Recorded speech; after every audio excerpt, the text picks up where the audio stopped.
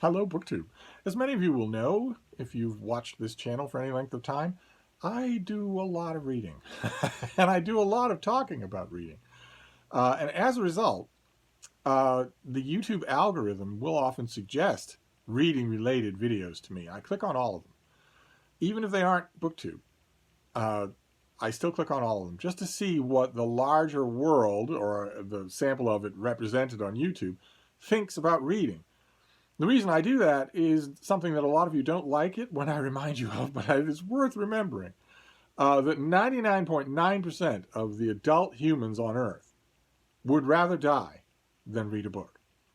And I don't mean that as a type of hyperbole. I mean if you put them into an open mesquite field with a rifle and you said, here's a book, I want you to sit down and read it, or here's this rifle, if you say no to the reading, I'll blow your head off. 99.9% of the humans on Earth would say, if it's all the same to you, just blow my head off. They don't read anything after school at all. Nothing.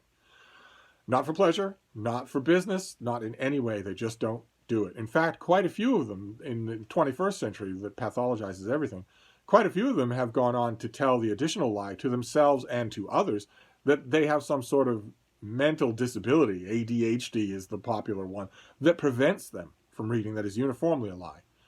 It's just that 99.9% of people on Earth don't read, which seems very alien and very hostile to those of us in this little corner of BookTube who love to read. But that's the reason why I click on all of those videos, even when I know they're not BookTube. And in addition to that, because I have one of the strangest parasocial relationships anywhere on YouTube, quite a few of you will serve me up reading-related videos from elsewhere on YouTube just to get my response. Hopefully a public response rather than me just wasting my ire in an individual email. So I've decided to do that regularly. I've decided to make public responses to these videos regularly because who knows, not just because it's fun. It is fun, like shooting fish in a barrel, but also because who knows who those videos are reaching. Worthwhile, I think, if there's at least tangentially connected to them some kind of response from someone who isn't lying. So I want to welcome you to Bro Watch, and that is not to be confused with Baywatch, the greatest TV show in the history of the world. This is Bro Watch, where I will occasionally take one of those videos and gleefully tear it to shreds. And today's victim is someone named Andrew Kirby, who at the time of my watching the video that a lot of you sent to me and that the YouTube algorithm suggested for me anyway, had 545,000 subscribers. And the video in question is called How I Speed Read. A number of you sent it to me. It was a 2021 video. I don't think there's so many of these things. I don't think it's fair to pick on anything that comes from 2020. This one's from 2021. And in it, Andrew Kirby shares with his Dude Bro audience how he read 1,000 nonfiction books in the year 2020. I want to add a little spoiler here. He didn't. But nevertheless, he shares in this video how he did that. So we're going to go through what he says in this video and see what kind of sense we can find in it. But before we do, as a kind of preface to Bro Watch just in general, I want you to imagine a field in Iowa. A beautiful field under that endless blue Iowa sky with the sun that in the middle of high summer in Iowa, the sun vanishes into the sky. The sky is just an open canopy of blue. You don't see the ball of light until it's setting. Imagine a beautiful green Iowa field populated by peaceful Iowa cows. I don't know how many of you have ever maybe been driving on a road in Iowa and seen cows. You pull over, you walk up to the fence. They'll often amble right over to you and say hi. Now imagine in that field that in addition to that beautiful sky and that beautiful high summer Iowa wind, there is also what the cows leave behind. The cows spend all day eating and doing one other thing. They leave behind patties of cow crap. And those things are squishy and really smelly for the first day, and then in the baking sun they get harder and less smelly until finally you have patties that you can use as hockey pucks. You can skate them around. I want you to imagine the dawn of the Dude Bro grifting circuit. So imagine the very first dude bro guy who looked out at the demographic world and said, you know, men between the ages of 18 and 25 are incredibly aimless. They don't know what they want. They don't know how to ask for instructions and how to get what they want. And they're willing to pay. They're making money. They're willing to pay you if you will step in and tell them what they want. There's gold in them thar dude bros. Whoever that first guy was it Norman Vincent Peale? Was it Zig Ziglar? We don't know who that first dude bro specialist was, who was walking through an Iowa field when he came across a dried cow patty. And he held it up. You might think it's gross to hold up poop, but if any of you know what I'm talking about, when the patties are completely dry, it's no big deal to hold them up. They're basically a kind of dirt. That first dude bro guru held up a cow patty and thought, this will be my sign unto all my future generations of dude bro grifter artists. And he took that cow patty to the nearest forge. He didn't make anything out of it himself, because dude bro gurus never actually make anything themselves. He took it to the nearest forge, and he had the smithy make a ring. The first of the dude bro grift artist rings. A big, clunky, black thing, octagonal, with ostentatiously mannish, with no ornamentation whatsoever. That was the first dude bro cow crap ring. And the reason that I bring it up is because if you are watching one of these videos that the YouTube algorithm suggests to you, and it's some guy offering you life advice, you want to look carefully. Because whoever that first guru is, he mandated that all of his followers wear that ring. That is how you know them. That before they open their mouths and start saying easily contradicted moronic nonsense, that's one way to know them. But that isn't exclusive to dude bros. Before they open their mouth, you'll be able to know what you're dealing with, because if you see the cow crap ring, you know what you're dealing with. You know what you're about to hear. That having been said, now that I've given you a sort of a genus identifier, we will move on to Andrew Kirby. Now, Andrew Kirby tells us that he read 1,000 nonfiction books in 2020. As I mentioned, spoiler, he did not. And he wants to stress to you that you can do it too, and he has 5 tips, 5 strategies that he wants to lay out for you as to how he did it.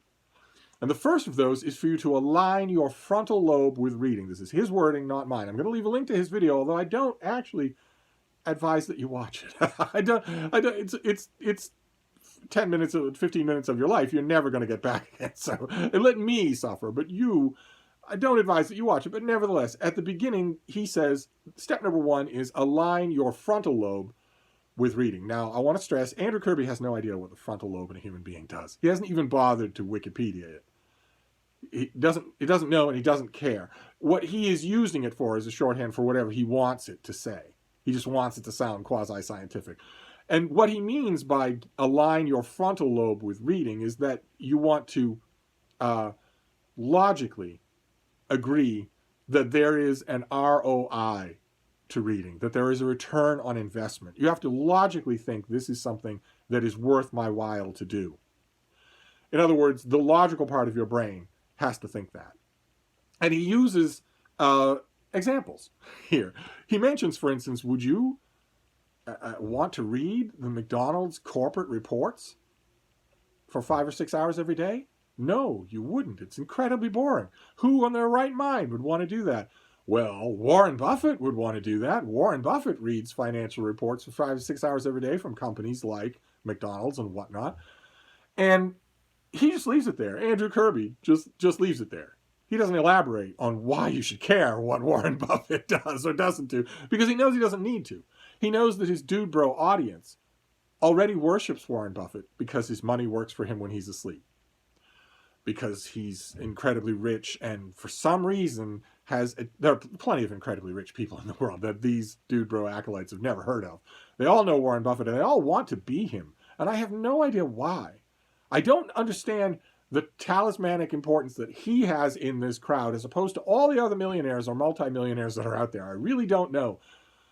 why dude bro grifters always just assume that you want to be a 900-year-old government profiteer who wrote a boring book. I don't know why they think you want to be that, but Andrew knows that he doesn't even need to specify. All he needs to do is mention Warren Buffett and you're going to be paying attention. And he tells you that Warren Buffett reads those financial reports.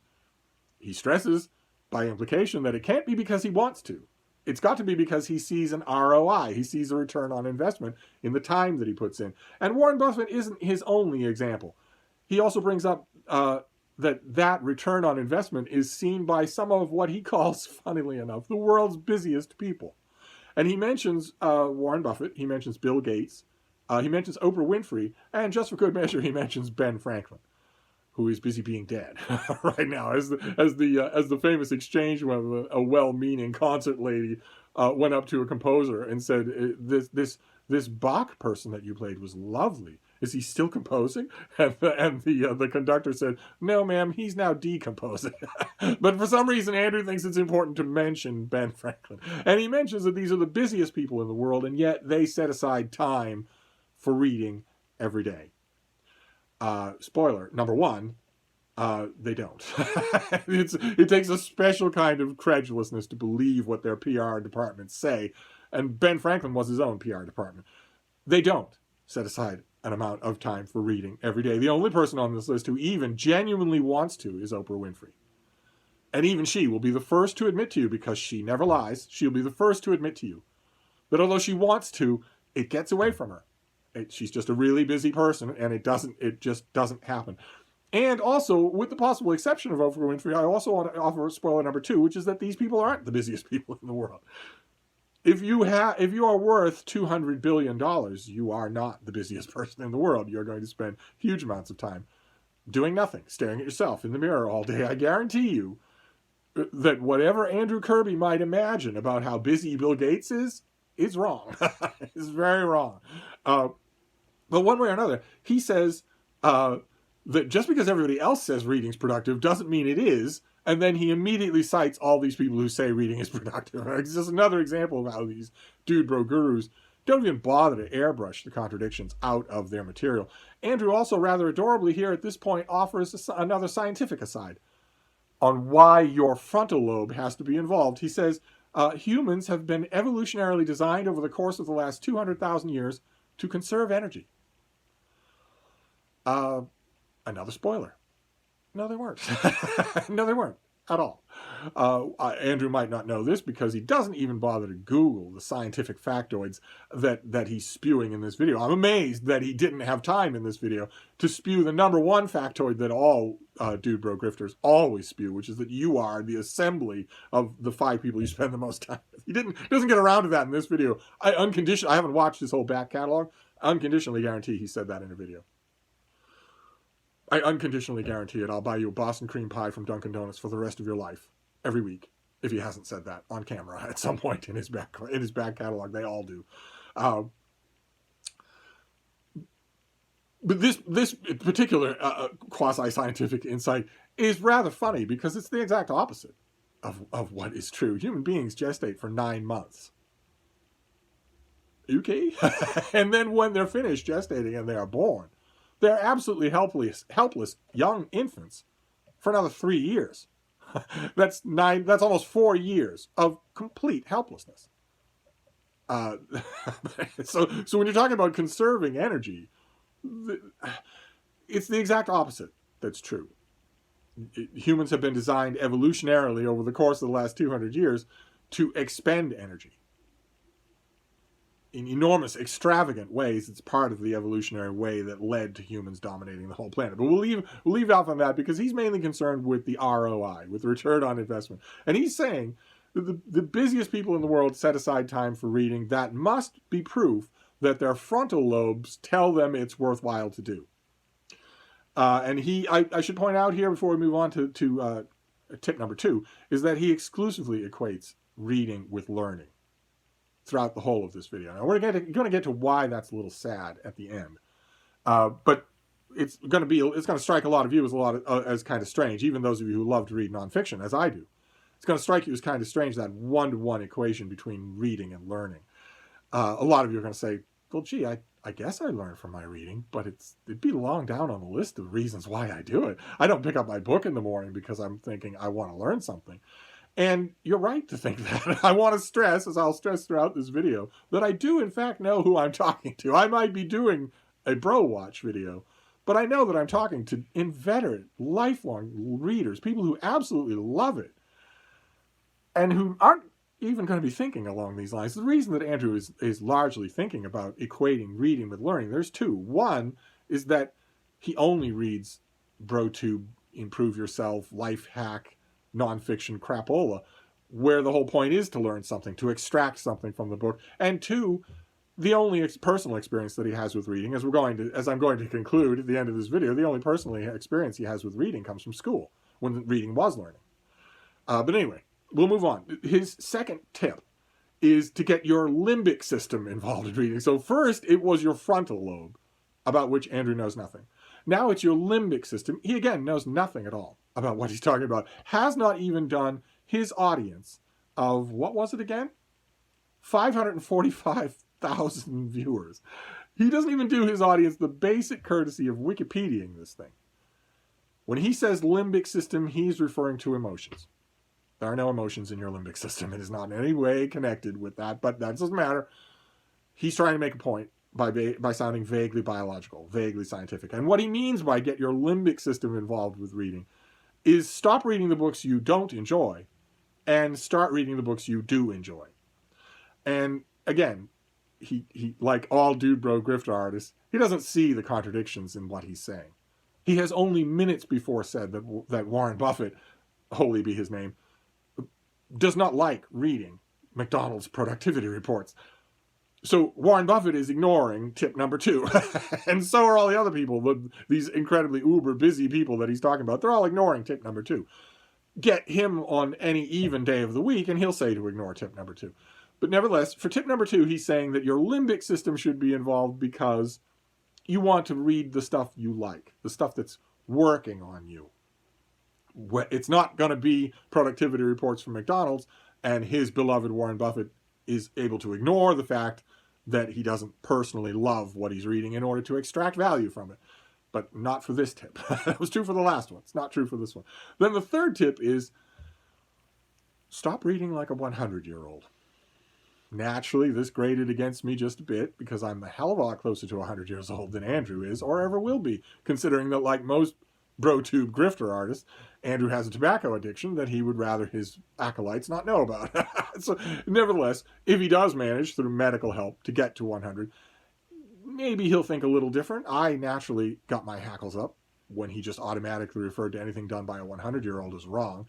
But I want to tell you what he means by that, what he means by reading like a 100-year-old. And I want to make sure that you're seated and that you're comfortable and maybe adequately caffeinated because, again, I know who I'm talking to here. And this is the one that is going to send you into peals of outrage. More than any of the others. This is going to send you into peals of outrage.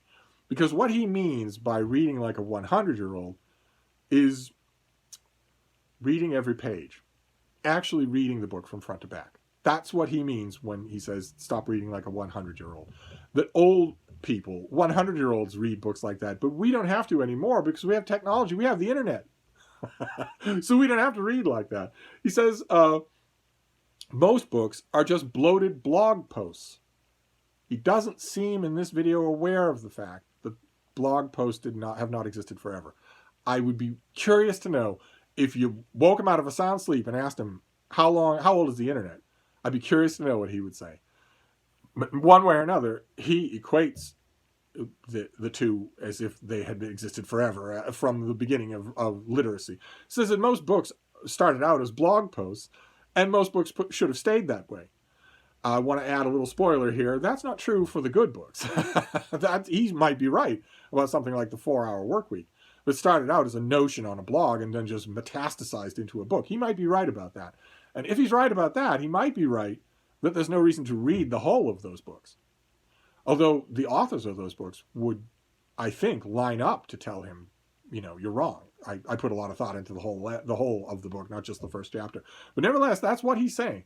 He's saying that it's old-fashioned. We have the internet now. You can get the main idea of a book without actually reading it. For instance, what point is there in... Again, I want to make sure you're calm, okay? He says, what point is there in reading the book when you can go on YouTube and watch the author's TED Talk? I'm not kidding. I'm not putting words in his mouth in this particular case. That is a piece of advice that he gives you.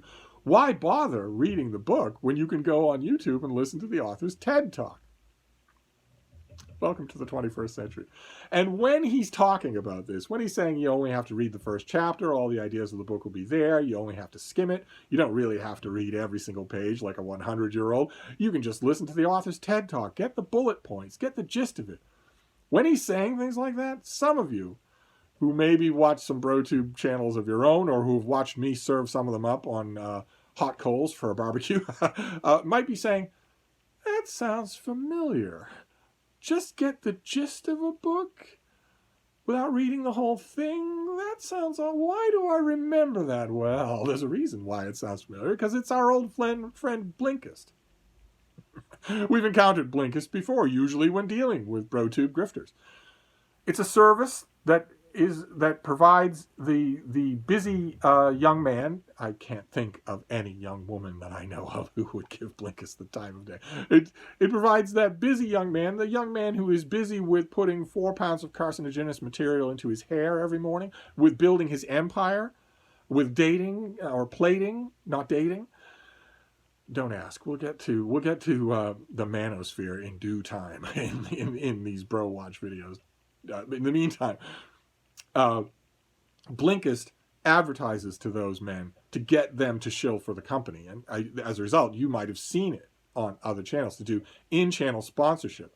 If there's a BroTube guy who is the head of the channel, whether it's Andrew Kirby or David Pakman or whoever, Blinkist will go to them, figuring their demographics are mostly young men, to offer their wares. And their wares are, you get a 15-minute summary of a popular nonfiction book on Blinkist.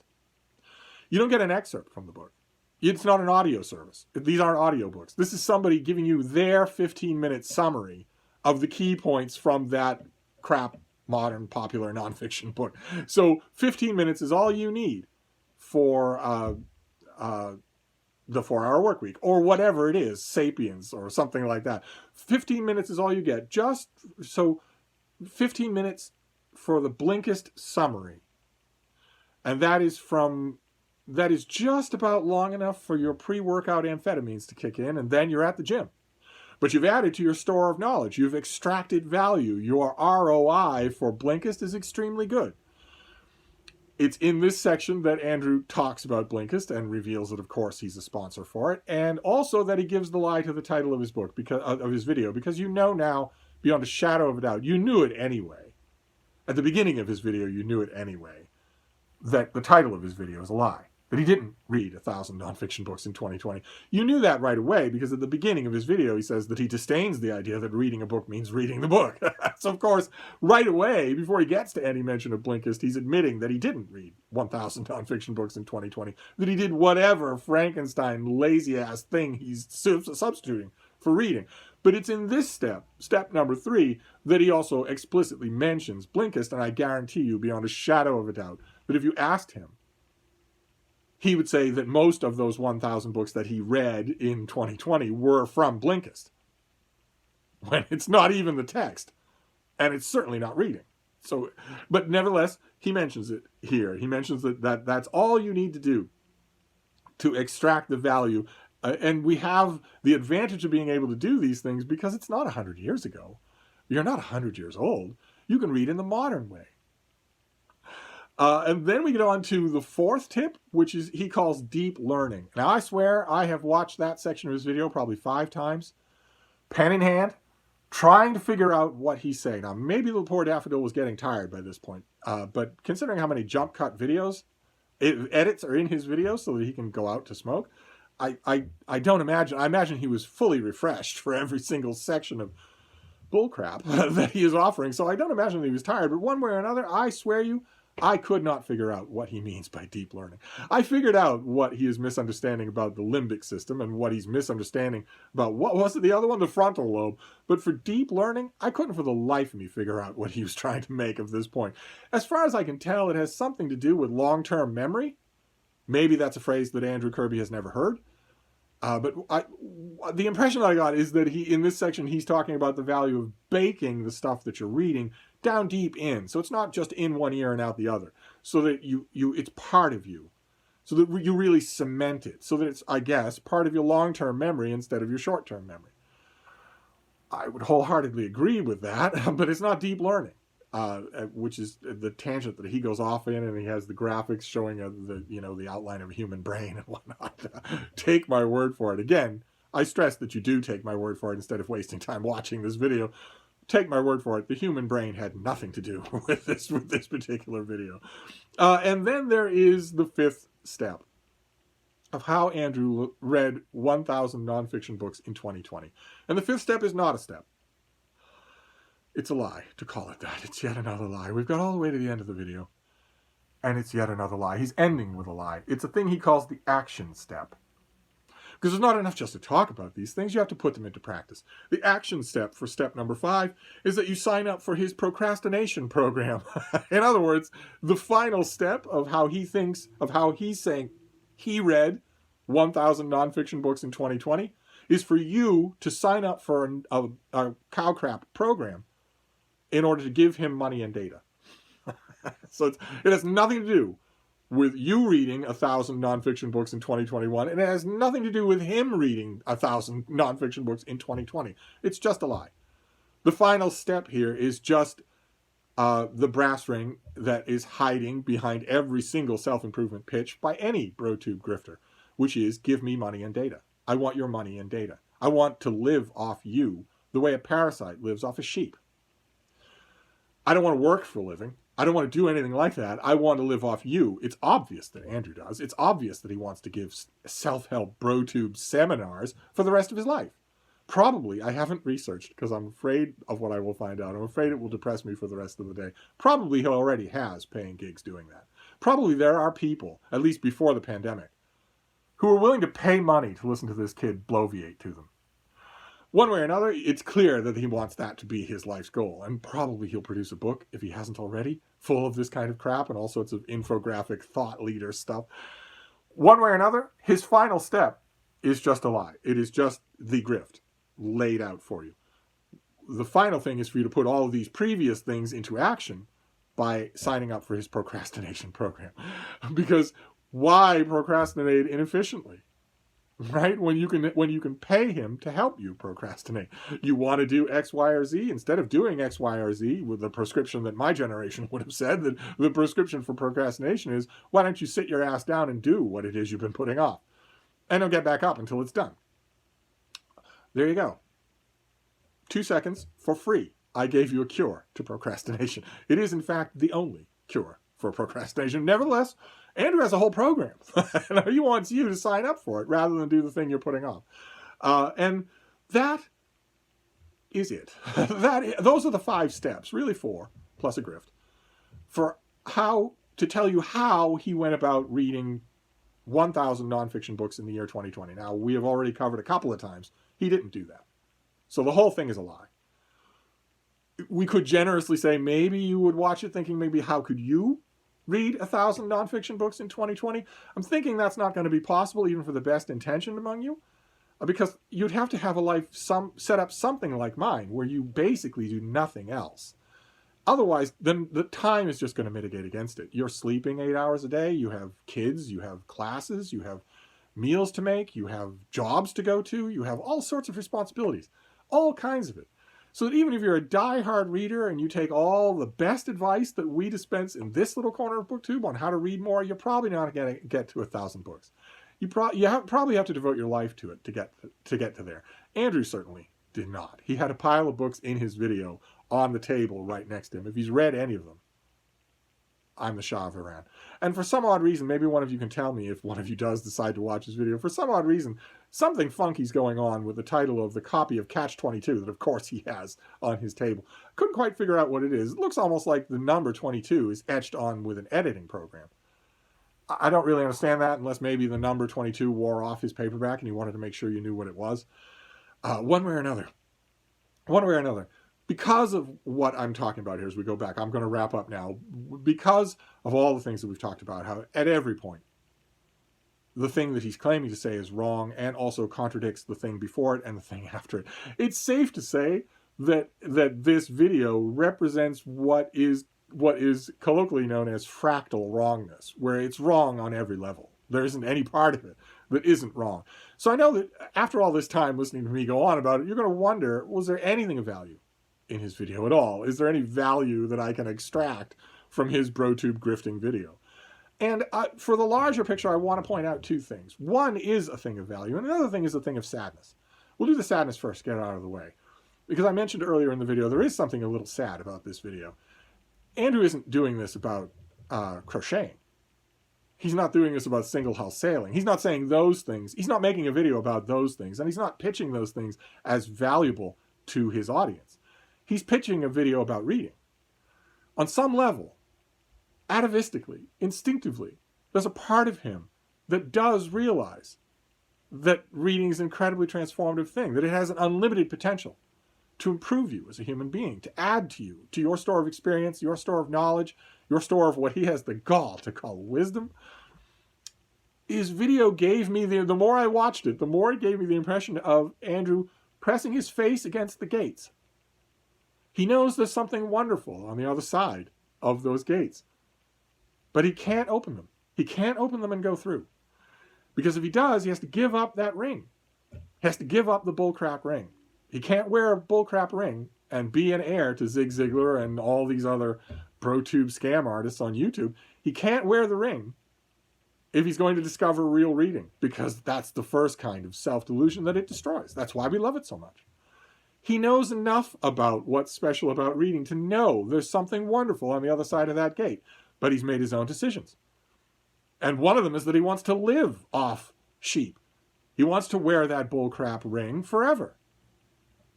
Making seminars, making programs, making procrastination programs online, giving talks, writing books. He wants that to be his life.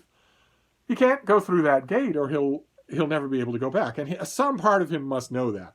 That struck me as the sad part of his video. That this is almost a reader. He's never going to be one now. And he stands a chance, considering that this video, when I watched it, it had... I thought I wrote it down here. Yeah, when I watched it, it had over 10,000 views. More views than anything I've ever got for any of all my videos together. 10,000 views for this video. So it stands to reason that not only is he never going to be a reader, but that people are going to look at his video. They're going to check to make sure he has the bullcrap ring, so they know they're listening to the right kind of dude bro scam artist, and they might take him up on it.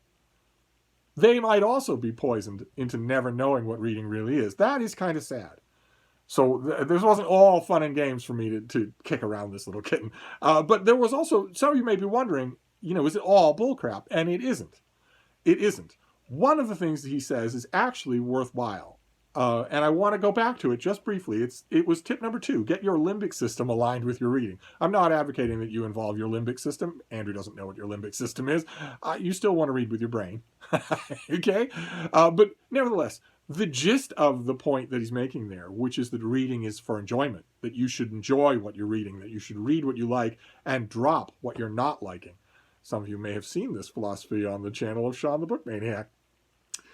This is one of the rare areas in which Sean and I agree that if you shouldn't read out of obligation, that is a holdover from when you were made to read in school.